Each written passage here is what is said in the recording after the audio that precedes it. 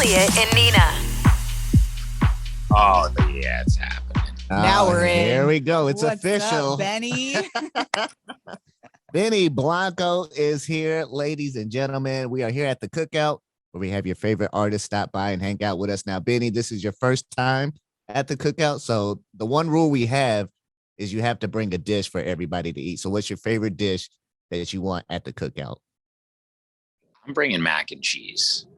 I'm bringing mac and cheese. Is anyone else bringing mac and cheese? Because they probably shouldn't, because mine's gonna be way better. Okay. Jack Harlow also planned on bringing mac and cheese. So. Yeah, we have a different varieties. We got a lobster mac and cheese. There's different kinds. So look, unfortunately, I like Carlo. He's a great guy, but unfortunately, he's gonna have to leave the mac and cheese home. Okay. That's fair. We'll let him know next time. Let him know.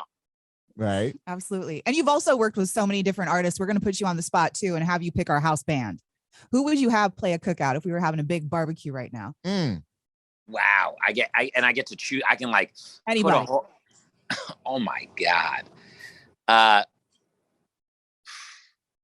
mean, Kendrick's definitely he's playing.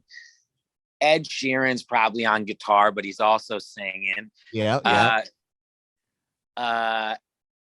Bass is a guy you guys might not even know him. His name is Pino Palladino, but basically he played on like every record from Stevie Wonder to he played every D'Angelo record you ever heard. So he's on bass. On drums is also another. I'm like a musician guy. On drums is probably going to be this guy named like Chris Daves. He's like one of the best drummers ever. But we'll definitely have like Bieber come through and play drums a little bit, and maybe Travis Barker will hit a triangle or something. One other who's on guitar. I might have like. Oh man, who could be on guitar? Man, I guess maybe we'll just have like. I mean, we might have to have Carlos Santana come out and play guitar. Gosh. This is the best party I've ever been to. We're going to have to charge tickets for this cookout. Yeah, we are. Free. We are. But you got your new song out, Bad Decisions, BTS, Snoop Dogg on it. I know you said it's like a dream come true, but tell us like kind of how it all came together and how it actually happened. All right, I'm telling you everything. All right, so I've been a fan of BTS forever, and I got, I had the privilege of going to a concert. First of all, have you ever been to a BTS concert? No. K-pop and not BTS. I feel like that's even another level of it. No. It's insane. So watch, where are you guys right now? Atlanta. Okay, Atlanta. So if they come to Atlanta, they're playing whatever the biggest stadium is, and they're doing it 5 nights in a row. And then while they do that, they get whatever the closest arena is, and they sell that out, and they have a screen that plays what's happening at the stadium, and it's sold out every night. Like they have the craziest fans. They have the most loyal fan base I've ever seen. So basically, I go to a show, my first show. I'm sitting there, and like, there's like a lady who's like 60 years old, and I'm like, "Oh, you here with your kid?" And she's like, "What are you talking about?" She's like, "I'm just here." Like, so it's like everyone, it's like all different levels, it's like every nationality, every age group. And she, and I was just sitting there, and I was blown away by the concert. And I got the privilege of going backstage, and I met them, and I fangirled. I felt like a little schoolgirl. I was like all excited. And then, I casually dropped the thing like, "Yo, we got to make a song sometime," and most people are, it's like the thing where you say, it's like, "Oh, we got to hang out soon." And you never hang out with that person. So that's what I thought it was. But it just kept getting realer and realer until I made a song with them. And I remember after we started making the song, I'm like, "Yo, who should we put on this? Like, we could put anyone we want on it." And they literally looked at me and they said, "Snoop Dogg." That was their first choice. Their first choice is Snoop Dogg. Like, that's how much of a legend Snoop Dogg is. He's just really. You ever met Snoop? No. I hate myself for it. Not yet. So, Snoop is literally the type of guy where like you'll say like he'll say what's up to you, and he'll say your name, and it'll be the coolest way anyone's ever said your name before in your life. And you're just like, how have I gone my whole life not being called this in the coolest way? And he's just like, it doesn't matter how old you are. If you're like, because he's just a legend. Somehow he's a legend, no matter if you're 50 or you're 12. So true. And I mean, maybe you saw this too. There was a story earlier, was it earlier this year, that came out about the legend, and it was like he requires $250,000 for a feature on a song, and he absolutely can. Did you have to do that? I've had the privilege of knowing Snoop for a really long time, and we made a lot of songs together. So we have a slightly different relationship. But I mean, he's the man. If he wants to charge $1 million, you should get paid $1 million.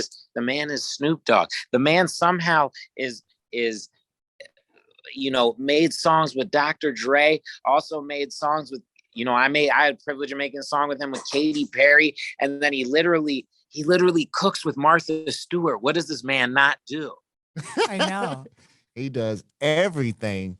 Okay, so you got to work with the legendary BTS boy band. If you had your own boy band, who would you put in it? I feel like Lil Dicky's up there because you guys' friendship, but you pick whoever.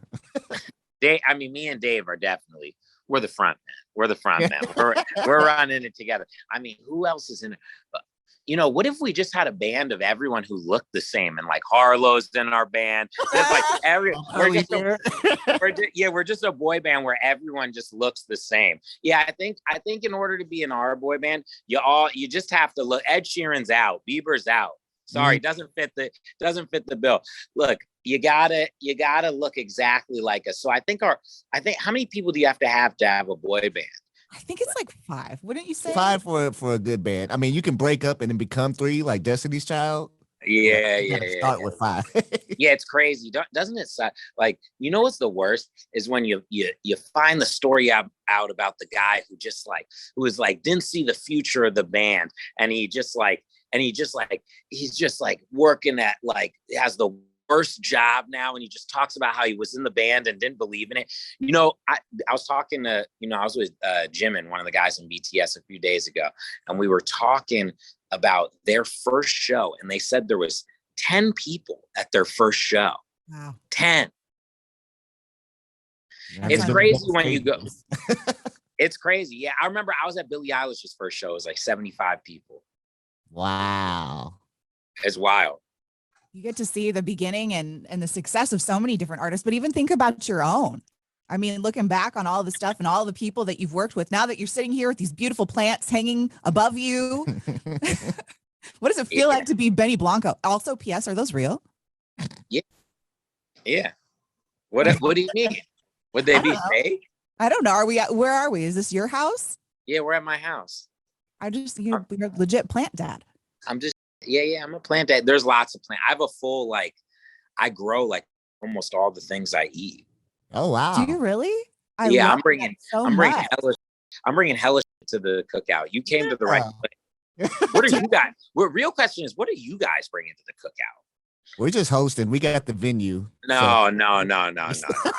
No, you have a dish. You have one dish. You guys, you're on it. You guys are each on a date with someone, and you got that one dish you got to pull out. What's your dish? Oh man, I can make just about anything. I feel like I got to do some saffron chicken, for the grill. Oh wow. Because I'm Iranian, so I got to bring out the Persian stuff. Let's go. I'm a big crate. You got to put a tadik on. You got to do something. You got to have a little gourmet. Come on now. Okay, Benny knows. Yeah, for sure. All right, Benny, we got one last question before you got to go because we got to get you out of here. But your song's called Bad Decisions. Honesty time. What was the last bad decision you made? Ooh. I feel like, I was saying this. I feel like literally every day I'm making the worst decision. I'll tell you the last bad decision that happened to me.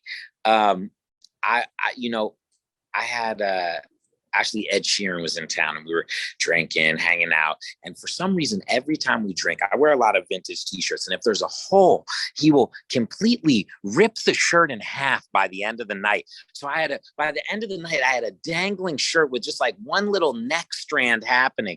And then he always feels bad the next day and either gets me a shirt or gets me flowers. And I was just thinking, I was like, it's really, this wasn't I guess it was a bad decision on my part to continue to wear vintage shirts around him, because now it's like a game. He just rips them right when he sees me.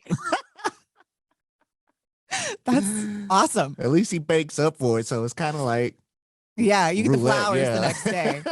I know. Edible I know. Don't arrangement. wear don't wear a vintage shirt at our cookout, okay? Gotcha. Deal, Copy especially that. with Ed there, you know. Yeah, exactly. For sure. Well, thank you so much, Benny, for your time. Appreciate you taking the time for us, and good luck with everything. And congratulations on the song. Thanks Absolutely. so much. Peace, guys.